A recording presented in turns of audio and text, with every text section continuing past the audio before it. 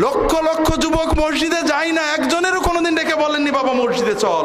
আর ও মসজিদে গেছে, ফরজ পড়েছে, ওর পজিটিভ দিকটা আপনি না দেখে ওর নেগেটিভটা দেখলেন। ওকে তো বলা হয় মাশাআল্লাহ বাবা তোমার মতো ছেলে নামাজে আসে না, তুমি আল্লাহর কাছে দোয়া করো আল্লাহ তোমার বড় করুক, বাবা টুপিটা কিনে পড়ো আল্লাহ বেশি খুশি হবে, আজকে ক্রিকেট খেলা দেখছিল যাও আগামীতে সুন্নতটা পড়ো, বলতে পারতেন না?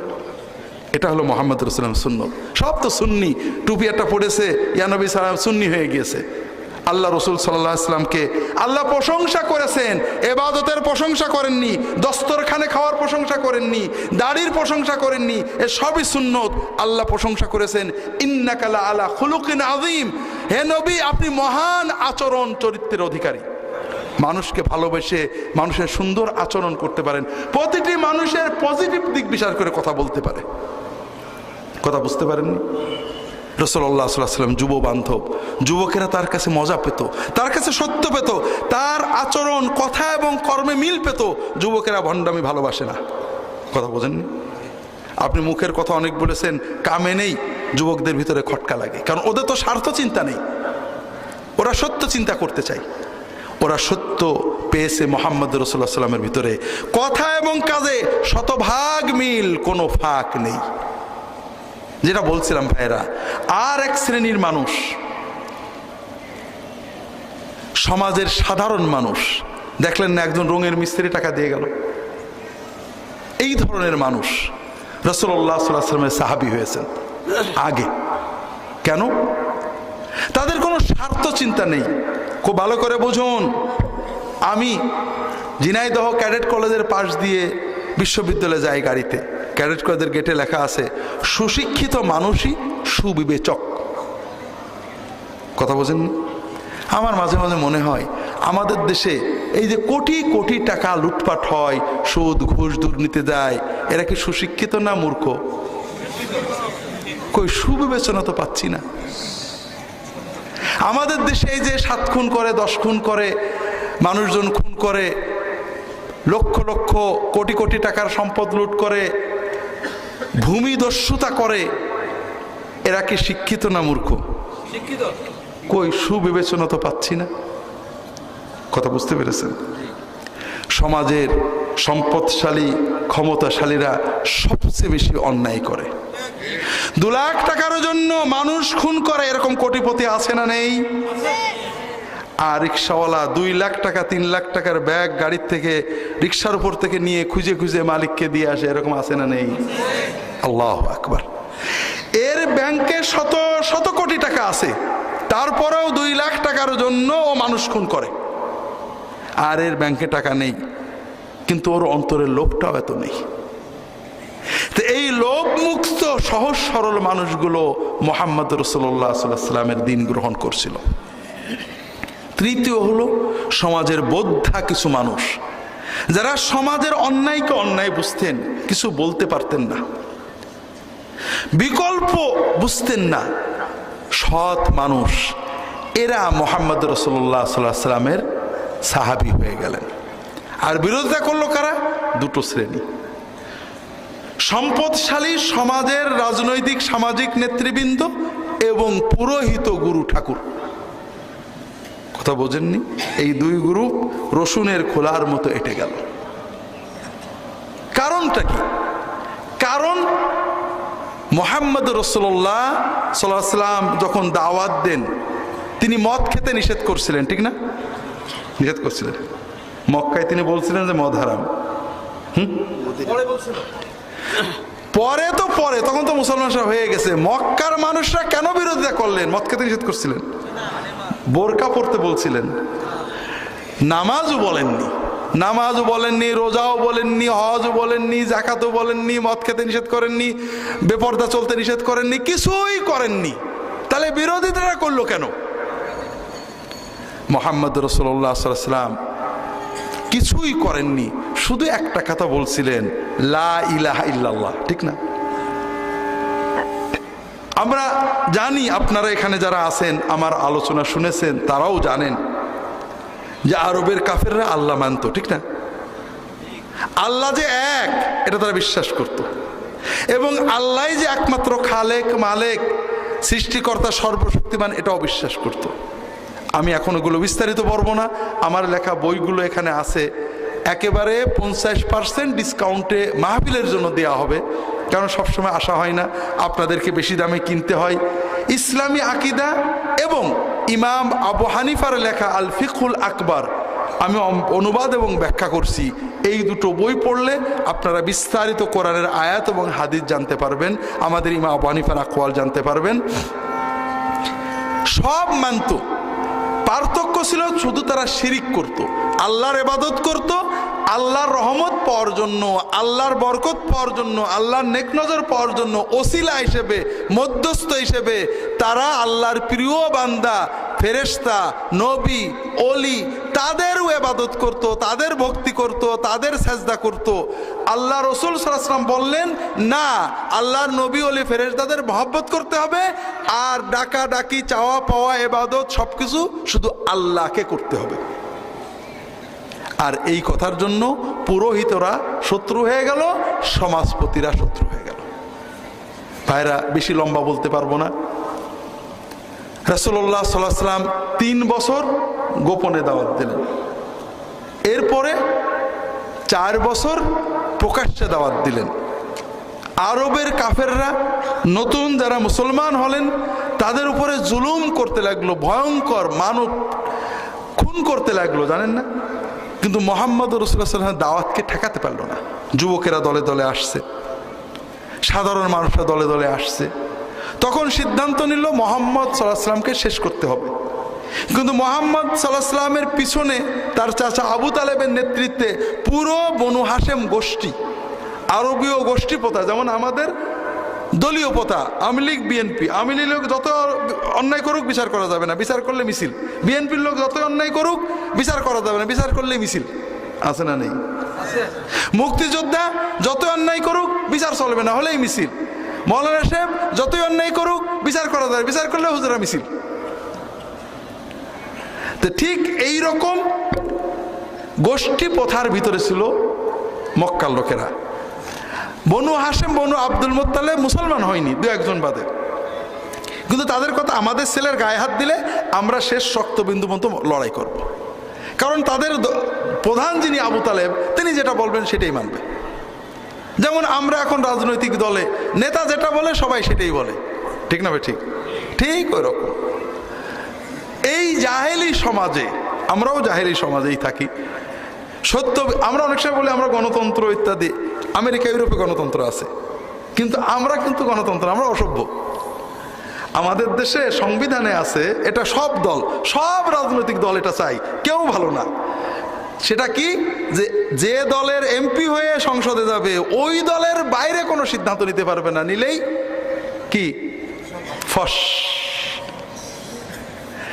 বলা হয় জনপ্রতিনিধি, লা হাওলা ওয়ালা কুওয়াতা, কেউ জনপ্রতিনিধি না, সব দলপ্রতিনিধি। জনগণের স্বার্থে কোনো কথা বলবে, নো, ইম্পসিবল। তোমাকে দলের স্বার্থে কথা বলতে হবে, দলের বাইরে ভোট দিতে গেছো। আমেরিকা ইউরোপে এরকম কিচ্ছু নেই। তুমি জনপ্রতিনিধি, তুমি একটা দলের টিকেটে এসেছো, ইয়েস, কিন্তু তুমি দলের জন্য নয়, জনগণের জন্য এসেছো। আর এজন্যই দলের পক্ষেও ভোট পড়ে, দলের লোকেরাই দলের বিপক্ষেও ভোট দেয়। কথা বোঝেননি? আমরা ঠিক ওই জাহেলি সংস্কৃতিতে আছি, কখনো গণতন্ত্রের নামে, কখনো ইসলামের নামে, কখনো সমাজের বিভিন্ন নামে। তো যেটা বলছিলাম ভাইরা, আবু তালেব যেহেতু বনু হাশেমের লিডার, তিনি যেহেতু বলছেন না মুহাম্মদের পক্ষে থাকতে হবে, সবাই পক্ষে, এই জন্য আরবের কাফেররা মহাজোট গঠন করলো। যতক্ষণ না বনু হাশেম, বনু আব্দুল মুত্তালিব মুহাম্মদকে আমাদের কাছে ছেড়ে দেবে, দুটো, হয় মুহাম্মদ চুপ হয়ে যাবে আলাইহিস সালাতু ওয়াস সালাম, অথবা তাকে ছেড়ে দেবে, প্রোটেকশন তুলে নেবে, আমরা যা পারি করব। এই শর্ত না মানা পর্যন্ত তারা বয়কট করা হলো, জানেন না? অবরোধ করা হলো, বয়কট করা হলো। 3 বছর শাবে আবি তালেবের জেলখানায় থাকলেন, মনে আছে তো? কয় বছর গেল? 7 বছর গেল।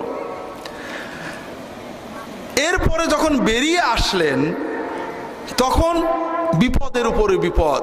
তার চাচা আবু তালেব এবং তার স্ত্রী খাদিজা রাদিয়াল্লাহু তাআলা আনহা ইন্তেকাল করলেন। আবু তালেবের মৃত্যুর পরে বনু হাশেম বনু আব্দুল মুত্তালেবের লিডার কে হলেন? আবু লাহাব। আবু জেহেল ওই গোষ্ঠী, অন্য গোষ্ঠীর। আবু লাহাব মুহাম্মদ সাল্লাল্লাহু আলাইহি ওয়াসাল্লামের প্রোটেকশনের পক্ষে ছিলেন না বিপক্ষে ছিলেন? বিপক্ষে। এখন গোষ্ঠী চলে গেল বিপক্ষে, গোষ্ঠীর প্রোটেকশন নেই। এইবার মুহাম্মদ সাল্লাল্লাহু আলাইহি ওয়াসাল্লামের উপরে ফিজিক্যাল টর্চার শুরু হয়ে গেল। এতদিন ছিল না, ওনাকে কথাই বলতে দেওয়া হতো না। তায়েফে গেলেন না?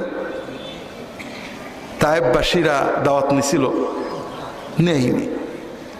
অত্যাচার করলো, পাথর মারলো, যুবকদেরকে লেলিয়ে দিল। এটা পাগল, তারা ইট মারলো, পাথর মারলো, সারা গায়ে রক্ত। মুহাম্মদ রাসূলুল্লাহ সাল্লাল্লাহু আলাইহি ওয়াসাল্লাম তায়েফ থেকে ফিরে আসছেন, গায়ে রক্ত বয়ে যাচ্ছে, এখনো গায়ে রক্ত, ঘা দগদগ করছে। মক্কায় কেউ সাহায্য করতে রাজি না, তায়েফ গ্রহণ করলো না। তিনি হাঁটছেন, কোথায় যাব? জিবরাইল আলাইহিস সালাম আসলেন পাহাড়ের ফেরেশতা নিয়ে। জি ইয়া রাসূলুল্লাহ, আল্লাহ তাআলা এই পাহাড়ের ফেরেশতাকে পাঠিয়েছেন, আপনি অনুমতি দিলে এখনই এই পাহাড়গুলো উল্টে মক্কা এবং তায়েফকে নিশ্চিহ্ন করে দেওয়া হবে। আমি হলে কি বলতাম? এখনই দাও, বুঝুক, আমি একটু দেখি আমার কথা না শোনার মজা। আমরা সবাই যারা ইসলাম করি তারা একই অবস্থা, মানুষদেরকে ইসলামের শত্রু বানিয়ে ফেলি। আমার কথার ভুলে, আমার উপস্থাপনার ত্রুটিতে মানুষ ইসলাম বিরোধী হয়ে যায়। কোনো মুসলমান জেনে শুনে ইসলাম বিরোধী করে না, সে কোরআন জানে না, কোরআন বোঝে না, তাই কোরআন বিরোধী কথা বলে। আমি তাকে কোরআন বোঝানোর চেষ্টা করিনি, মুসআব ইবনে উমাইরের কথায় আসবো একটু পরে, কিন্তু আমি তাকে ইসলামের তার ধ্বংস চাচ্ছি, ক্ষতি করতে চাচ্ছি, গুড়িয়ে দাও, জ্বালিয়ে দাও, ইহুদি খ্রিস্টানদের রাজনৈতিক ভাষাগুলো আমরা ব্যবহার করছি। কথাকে বুঝতে পেরেছেন? মুহাম্মদ রাসূলুল্লাহ কি বললেন? লা আরজু আইয়াখরুজা মিন আসলাবিহিম মান ইয়াবুদুল্লাহ ওয়াহদাহু। জিবরাইল, এই তায়েফ মক্কাকে ধ্বংস করে দিও না। এরা হয়তো আমাকে চেনেনি, এরা হয়তো চলে যাবে, এ প্রজন্মের কেউ মুসলমান হবে না, কিন্তু এদের সন্তানদের ভিতরে, এদের পরবর্তী কোন প্রজন্মের ভিতরে একটা মানুষও যদি আল্লাহর ইবাদত করে শিরিক মুক্ত, এটাই আমার আশা, এটাই আমার পাওয়া। আমি এই আশাতেই থাকবো, দাওয়াত দিতে থাকবো, কিন্তু এদেরকে ধ্বংস করতে দেব না। কথা বুঝতে পারেন ভাইরা? আমরা কি পারি না এইরকম একটা উদার দৃষ্টিভঙ্গি? আমি দাওয়াত দেব, এরা মানেনি, কাল মানবে, পরশু মানবে, হয়তো এদের প্রজন্মের পরবর্তী প্রজন্মের কেউ না কেউ মানবে, হতে পারে না? এরকম আছে না নেই? কত নাস্তিক দিনের বড় দায়ী হয়েছে, হয়নি? কত দিন বিরোধী মানুষের আওলাদের আলেম হয়েছে, হয়নি? কাজে এত অস্থির কেন ভাইরা? আল্লাহর দিন আজকালের ভিতরে সব মানুষ নিয়ে নেবে। কতটুকু পরিশ্রম করেছেন আপনি? মিনায় বসে আছি, পাশে এক আলেম বসে আছেন, বলছেন যে ভাই আমি কোরআন শরীফ পড়ছি, বলছেন যে ভাই দেখেন এই কোরআনের এগুলো সব অচল হয়ে গেল, কোরআনের সমাজ গড়া আর হলো না। বললাম দেখেন, কোরআনের সমাজ যে আপনি চান, বাংলাদেশের কত পার্সেন্ট মানুষ কোরআন পড়তে পারে? খুব অল্প। তা আপনি কত পার্সেন্ট মানুষকে কোরআন শিখিয়েছেন? আগে কোরআন নিয়ে মানুষের কাছে যান, তাদেরকে কোরআন শেখান, কোরআন পড়ুক, কোরআন বুঝতে শিখুক, কোরআন বুঝে কোরআন পড়ে হৃদয় নড়ুক, আল্লাহর দিনকে বুঝুক, এরপরে না আল্লাহ কোরআনের সমাজ দেবেন। কোরআন কি এমন ফালতু কিতাব যে কেউ কোরআন পড়তে পারে না, কোরআনের অর্থ সাথে একজনে হাজারে একজন বোঝে না, আল্লাহ কোরআন দিয়ে দেবেন? ওই শায়েখ বলছেন তাহলে তো আর কোনোদিনই হবে না। তা বললাম যে কিভাবে চান? আপনি কোরআন নিয়ে বেরোবেন না, মানুষকে কোরআন পড়াতে শেখাবেন না, কোরআনের মানুষ বানাবেন না, কোরআনের আখলাক বানাবেন না, কোরআনের তাকওয়া বানাবেন না, কোরআনের ঈমান আকীদা বানাবেন না, আপনি কিভাবে তাহলে কোরআনের সমাজ গড়বেন? আপনাকে তো খাটতে হবে। যে সমাজের শতকরা 85 জন মানুষ নামাজ পড়েন না, 15 জন নামাজ পড়লেও সেই নামাজিদের ভিতরে 99 জন মানুষ কোরআন পড়তে পারেন না, সুদ ঘুষে লিপ্ত, কোরআন বোঝেন না, হাজার হাজার হারামে লিপ্ত। আপনি কোরআন বুঝিয়ে কোরআনের আখলাক তৈরি না করে কিভাবে কোরআনের সমাজ করবেন? কথা বুঝতে পারেন? কবে হবে এটা তো আমার দায়িত্ব না, আমার দায়িত্ব হলো আমার কাজ করা। যেটা বলছিলাম ভাইয়েরা, মোহাম্মদ রাসূলুল্লাহ সাল্লাল্লাহু আলাইহি ওয়াসাল্লাম তায়েফ থেকে ফিরে আসলেন, তায়েফবাসীরা নিল না, মক্কার দাওয়াত দিচ্ছে না, সম্পূর্ণ জগৎ তার বিরুদ্ধে চলে গিয়েছে। যখন রাত সবচেয়ে কালো হয়, গভীর হয়, এরপরেই তো শবে সাদেক হয়, ঠিক না? রাসূলুল্লাহ সাল্লাল্লাহু আলাইহি ওয়াসাল্লামের শবে সাদেক শুরু হলো। এত কষ্টেও রাসূলুল্লাহ সাল্লাল্লাহু আলাইহি ওয়াসাল্লাম কখনো আল্লাহর কাছে বলেননি যে আল্লাহ আমি তোমার নবী কেন। তিনি দোয়া করতেন, আল্লাহ তুমি যদি খুশি থাকো যত বিপদ আসুক আমার কোনো আপত্তি নেই, তবে যদি একটু শান্তিতে তোমার দিনটা প্রচার করতে দাও তাহলেই ভালো। রাসূলুল্লাহ সাল্লাল্লাহু আলাইহি ওয়াসাল্লাম মেরাজে গেলেন, আসলেন ফিরে মদিনা থেকে, ইয়াসরিফ থেকে নবুয়তের 11 বছরে 11 বছর যেখানে শুরু হলো, হজের সময় মদিনার 6 জন মানুষ রাসূলুল্লাহ সাল্লাল্লাহু আলাইহি ওয়াসাল্লাম হজের ভিতরে গোপনে তাদের ইসলামের দাওয়াত দিলেন, তারা মুসলমান হয়ে গেলেন। পরের বছরে ওই 6 জনের 5 জন, আরো 7 জন, 12 জন আসলেন।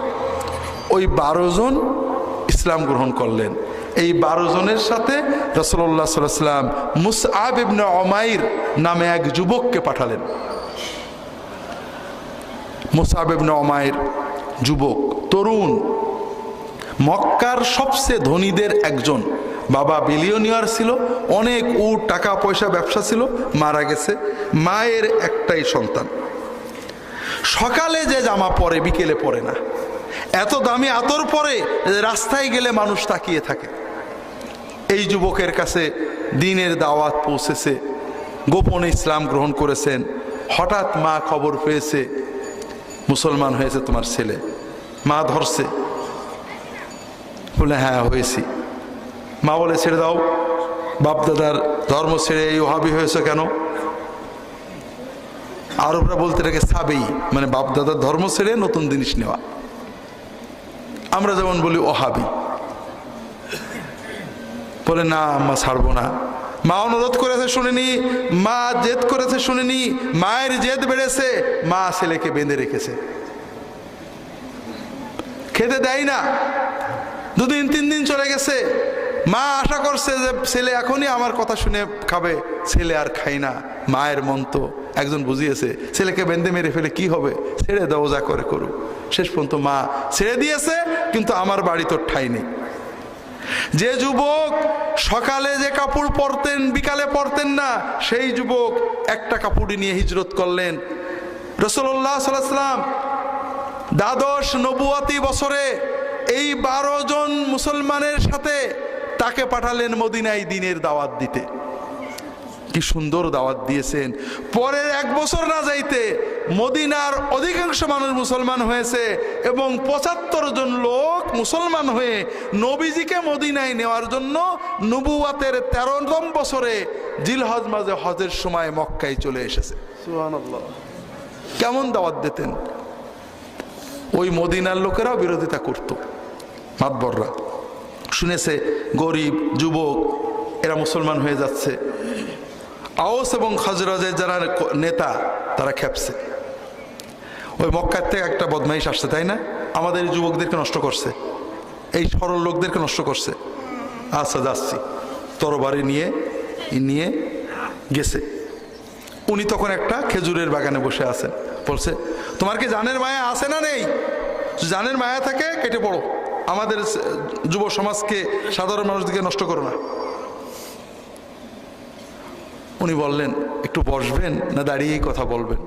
বসেন, আমি একটু কথা বলে শোনেন, যদি ভালো না লাগে আপনি আমাকে তাড়িয়ে দিন, যদি ভালো লাগে মেনেন।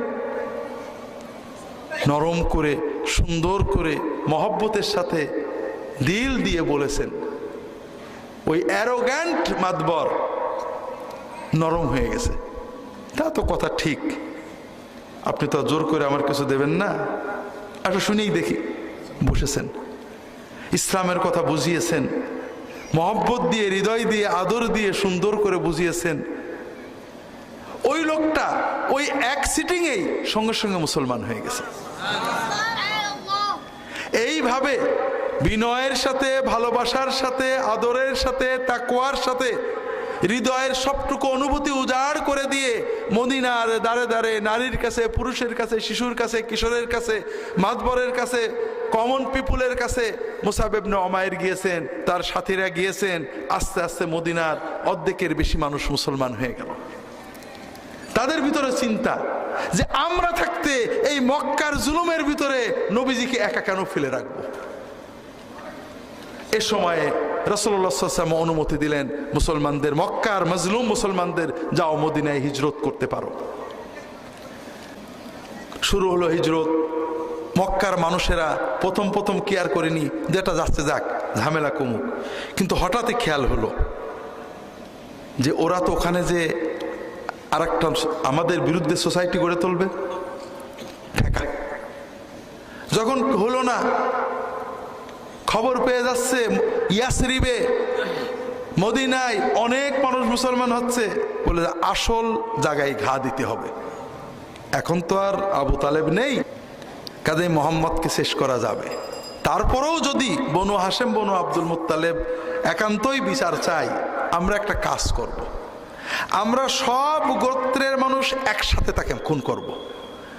তাহলে ওরা তো সবার বিরুদ্ধে তো লড়াই করতে পারবে না, তখন এই টাকা পয়সা দিয়ে একটা আপোষ করে নেওয়া যাবে।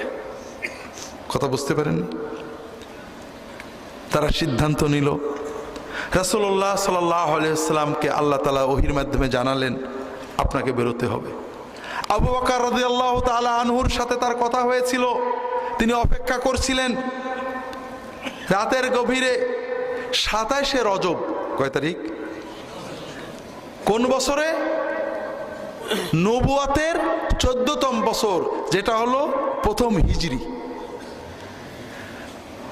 সফর মাসের 27 তারিখে রাতের গভীরে মুহাম্মদ রাসূলুল্লাহ সাল্লাল্লাহু আলাইহি ওয়াসাল্লাম মদিনা, মক্কা থেকে কোন দিকে? উত্তরে। তিনি উত্তরে গেলেন না, কারণ মক্কার লোকেরা জানে যে গেলে ওই দিকেই যাবে। খুব ভালো করে বুঝুন, মুহাম্মদ রাসূলুল্লাহ সাল্লাল্লাহু আলাইহি ওয়াসাল্লামের আমরা নবুয়তের কারণে আমরা অবশ্যই মহব্বত করি, কিন্তু সেকুলার বিচার যারা করেছেন ইউরোপ আমেরিকার, সেকুলার মানে কি? এটা হলো লেখাপড়া না জানাদের অনুবাদ। সেকুলারিজম মানে ধর্মনিরপেক্ষ, এটা কোনো ডিকশনারিতে পাওয়া যায় না। এটা কোথার থেকে ঢুকলো? সেকুলার মানে হলো ধর্মমুক্ত, ধর্মবিহীন, জগৎমুখী, দুনিয়াদারি, যে কর্ম কাজের সাথে ধর্ম ঢুকে না, এটার নাম হলো সেকুলার। ডিকশনারি ভালো করে পড়েন। সেকুলার মানে ধর্মমুক্ত, ধর্ম থেকে বিচ্ছিন্ন, ওয়ার্ল্ডলি, জগৎমুখী। তে যারা ধর্ম মানেন না, ইতিহাস নিয়ে গবেষণা করেন, তারা যখন মুহাম্মদ রাসূলুল্লাহ সাল্লাল্লাহু আলাইহি ওয়াসাল্লামের জীবনী অধ্যয়ন করেন, সেকুলার বিচারে, ধর্মবিহীন বিচারেও তারা বলেন যে মুহাম্মদ রাসূলুল্লাহ সাল্লাল্লাহু আলাইহি ওয়াসাল্লাম সত্যই একজন সফল রাজনীতিবিদ, সমরবিদ এবং চিন্তাবিদ ছিলেন। তিনি প্রতিটি কাজ এমন কৌশলে সিদ্ধান্ত নিয়েছেন যে কৌশলের ভিতরে কোনো ভুল ধরা যায় না। তিনি আল্লাহর রহমতে গিয়েছেন, এটা তারা স্বীকার করে না। তারা স্বীকার করতে বাধ্য হয় যে তার এই পরিকল্পনাটাই ছিল নিখুঁত। মুহাম্মদ রাসূলুল্লাহ সাল্লাল্লাহু আলাইহি ওয়াসাল্লাম খুব ভালো করে বোঝেন। আমরা তো মনে করি আল্লাহর উপরে তাওয়াক্কুল করব, আমি চলে যাচ্ছি, ছেলে ফেলে আল্লাহ দেখবে, আমি চাকরি বাকরি করছি না, আল্লাহ ভরসা। এরকম তাওয়াক্কুল আছে নাকি আমাদের দেশে? আছে। আর এই তাওয়াক্কুলের জন্য দায়ী হুজুরেরা আমরা। কারণ আমরা যত ওয়াজ করি সব পীর বুজুর্গদের গল্প, ঠিক না? অমক হুজুর 40 বছর জঙ্গলে তাহাজ্জুদ পড়েছে, সারা রাত দাঁড়াই থেকেছে, ঈশান নামাজের অজুতে ফজরের নামাজ পড়েছে, সারাদিন রোজা রেখেছে, আর সন্ধ্যের সময় জান্নাতে রুটি পেয়েছে। আর মুসলমানরা কি খুশি, সুবহানাল্লাহ। ভাই এটার নাম ইসলাম নাকি? শুধু হেসেন না ভাই। ইসলামের যে ক্ষতিটা হয়েছে, ইসলামের যে অবক্ষয় অধপতন, তার প্রথম টার্নিং পয়েন্ট ছিল যে কোরআন এবং সুন্নাহ বাদ দিয়ে মুহাম্মদ রাসূলুল্লাহ সাল্লাল্লাহু আলাইহি ওয়াসাল্লাম যেটা দিয়ে মুসলমান বানালেন, ইয়াতলু আলাইহিম আয়াতিনা ওয়া ইউআল্লিমুহুমুল কিতাব ওয়াল হিকমা, কোরআনের আয়াত পড়ে দাওয়াত দেওয়া। মুসআব ইবনে উমাইর যেটা দিয়ে দাওয়াত দিয়েছেন, মুহাম্মদ রাসূলুল্লাহ সাল্লাল্লাহু আলাইহি ওয়াসাল্লাম যেটা দিয়ে দাওয়াত দিয়েছেন, এই আরবের বর্বর মানুষদের হৃদয় জয় করেছেন। হিকমা সুন্নত আলোচনা না করে, কোরআন শিক্ষা না দিয়ে আমরা গল্প দিয়ে মুসলমানদের নসিহত করতে চাই। হাজরিন, এই গল্পগুলো আমরা কোনো ওলি আল্লাহদের বিরুদ্ধে বলছি না, ভুল বুঝেন না। ভুল বোঝা অথবা ভুল না বুঝেও অপব্যাখ্যা করা এটা আমাদের অভ্যাস।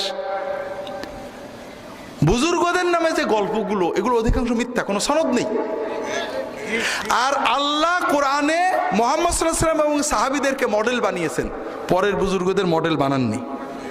তারা আমাদের মহব্বতের পাত্র, অনুসরণের পাত্র না।